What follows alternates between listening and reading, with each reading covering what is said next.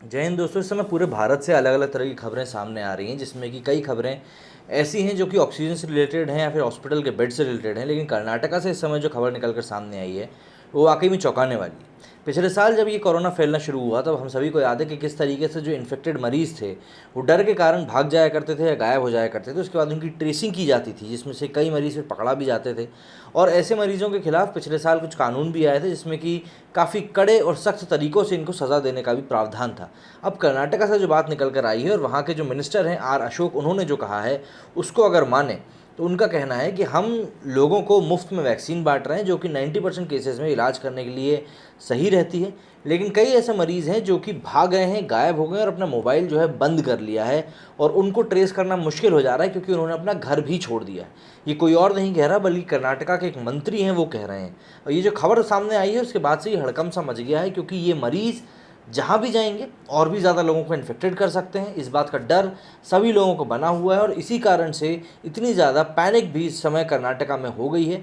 कुछ मरीज़ बेंगलोर के थे और कुछ आसपास की जगहों के भी थे, लेकिन 3000 कोई छोटा नंबर नहीं होता है। और इतने सारे मरीज़ों का एक साथ गायब हो जाना या एक अंतराल में जो पीरियड ऑफ टाइम है उसमें गायब हो जाना एक बड़ा सवाल लगाता है कि सरकार की तैयारियाँ किस तरीके से चल रही हैं। In the biggest single day spike so far, Karnataka reported 39,000 cases on Wednesday. मतलब बुधवार अकेले को 39,000 मरीज जो हैं वो कर्नाटका से निकल कर सामने आए। और जो ये टैली है वो अब 14 लाख के 14,40,000 के आसपास पहुंच गई है। और जो यहाँ पे जो अभी तक मृत्यु दर हुई है वो करीब 230 लोगों की मृत्यु हुई है, जिसने कि 15,000 के मार्क को भी पार कर लिया है। और इन सभी चीज़ों के बीच में जो 3,000 लोगों के गायब होने वाली बात आई है वो वाकई में शर्मसार करने वाली है। Rising COVID-19 cases in Karnataka, about 3,000 infected people have gone missing in Mangaluru, while many have switched off their phones. The government has now tasked the police with tracing them. मतलब पुलिस के पास वैसे ही काम कम नहीं है इस पूरे माहौल में जिस तरह से महामारी फैली हुई है।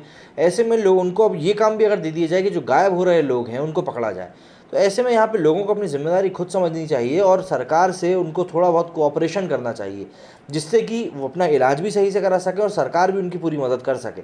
इस तरीके से भागने से या फिर चीज़ों को बिगाड़ने से कुछ असर नहीं पड़ेगा। आज कल को आप भाग जाते हैं और फिर उसके बाद आपको कोई और परेशानी होती है या आपकी तबीयत और ज़्यादा ख़राब हो जाती है, तो आप आखिर किसको ज़िम्मेदार ठहराएंगे। इसलिए अच्छा यही है कि भाई सरकार के टच में रहकर जो भी आपके पास फ़ोन कॉल्स आ रहे हैं उनसे बात करके आपको जवाब देने चाहिए। प्लस जो भी आपकी रिकवरी हो रही है उसके बारे में आपको गवर्नमेंट को धीरे धीरे बताते रहना चाहिए, जैसा भी कॉल सेंटर से आपकी बातचीत होती है। यही एक तरीका है जिससे कि आप खुद भी सुरक्षित रह सकते हैं, आप अपनों को भी सुरक्षित रख सकते हैं और ये बीमारी आप दूसरे लोगों तक फैलने से भी बचा सकते हैं। ये सबसे अच्छा तरीका है, पर लोग इस चीज़ को समझ नहीं रहे हैं। Karnataka Revenue Minister R. Ashok claimed that the missing people are spreading the disease and the people have been asked to trace them. Health Minister D.R. Sudhakar has said the issue of the infected going missing has been reported for the past 1 year.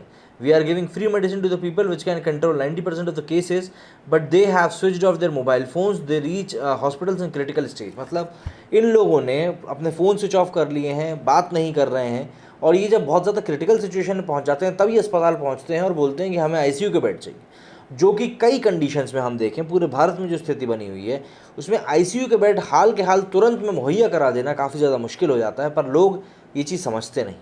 इस चीज़ को आप समझें और अगर आपको भी थोड़े बहुत भी सिम्टम्स आ रहे हैं तो प्लीज़ अपने आसपास के जो भी कोविड सेंटर्स हैं वहाँ पे रेफ़र करें, वहाँ से बातचीत करें, डॉक्टर सलाह मशवरा लें, दवाई लें। अगर घर पे इलाज होता है तो घर में करें, नहीं तो कोशिश करें कि अस्पताल में अगर भर्ती आपको मिलती है तो वहाँ से इलाज कराएं। लेकिन इलाज सही तरीके से कराएं, जिससे कि आप बीमारी को भी कम से कम फैलाएंगे और अपने आप को भी सुरक्षित रख पाएंगे। मेरे इस वीडियो में फिलहाल इतना ही। जय हिंद, जय भारत।